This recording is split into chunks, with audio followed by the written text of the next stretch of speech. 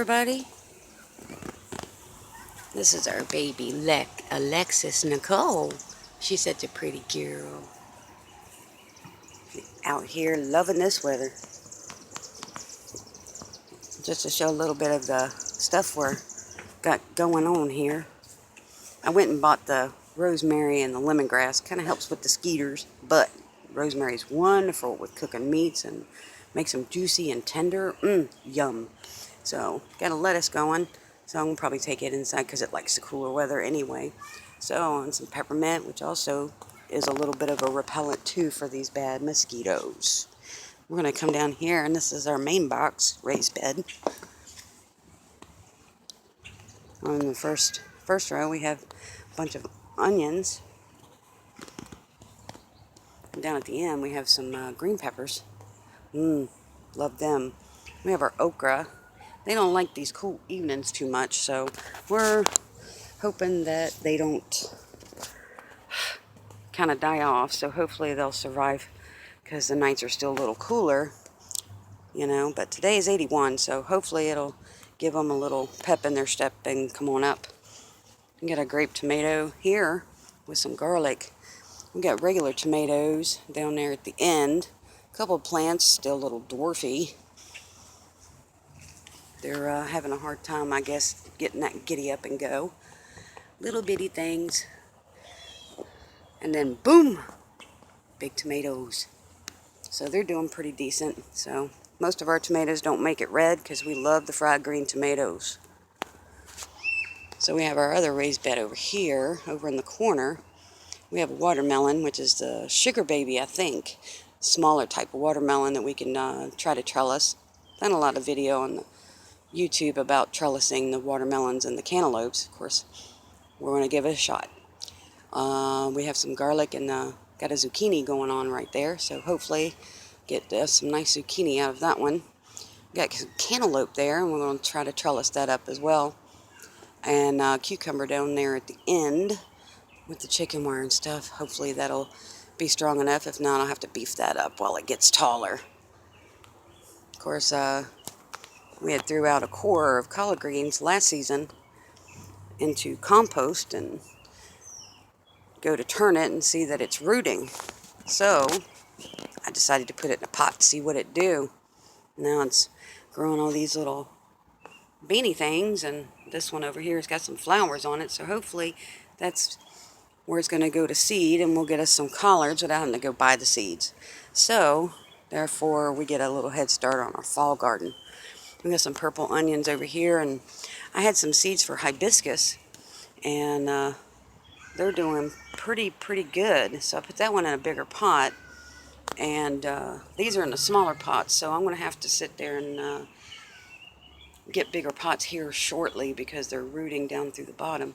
And we got the blue love grass right here, you know, still little itty bitty, so wait a little while before I put it in bigger pots. And got some more cucumbers and green peppers and some snap beans and some more rosemary and lavender growing and some carrots, and got some more lemongrass for them pesky mosquitoes. We have a lot living under our porch, so I'm doing what I can to get rid of them. So that would be our couple of box raised beds here. Of course, you know, we fine tune every year and get everything a little bit better than the year before. And then we got our barrels that's cut, and we're utilizing the tires here on top of those for our potato plants. And potatoes doing really good. These are white potatoes, and they're bushing up really good. Got some slow starter reds over here, red potatoes, and some more purple onions in the bucket there, and red potatoes in the next bin, and they're popping up real pretty. We've got some variety of hot peppers between jalapeno, and we've got some other varieties going on in these last two buckets. Tried to start a strawberry, probably next season before we see any of that. Got some more tires in the greenhouse over there of red potatoes. We love red potatoes. Last year we grew some and only got a small yield because, you know, you have to live and learn. But I tell you one thing, when I fried them puppies up, the taste is so different than store-bought any day of the year. And got a greenhouse going, so we'll get that done well before winter and get the probably PVC clear panels on the top there. And we'll have the greenhouse as well as, our fall garden. So hopefully we'll have a lot of food going on. Got some more variety of hot peppers over here, and between jalapeno and other ones, and some onions and garlic and purple onions. So this is better than last season. So every year we're looking better and better and better. And sometimes when you want to do things like this, and you can get materials, whether it be Craigslist in your area and different people doing things or giving things away locally, you always look them up and do what you got to do when you're on a budget. But when you grow your own food, not only do you take the pride and use the land that God gave you to feed yourself, you feel accomplished, and it makes you feel better, and your grocery bill goes way, way down. So there's our babies. You got Mufasa, who was a Great Dane, and Peaches. They were buried there. And got Nico Mackay. He's also buried there. And of course Alexis. Nicole was our last one. But here in the backyard, you see all the little blackbirds and the doves over here by the bird feeder. Can't keep that thing full enough for them. Over in the back part of this yard, we're going to end up putting a hen house. Get us a coop going, get us some free eggs. So even though urban living, they said we can have a hen house and up to 6. No roosters. Of course, I wouldn't want those loud things anyway, but when you get free eggs out of it, hey, you can't go wrong with that.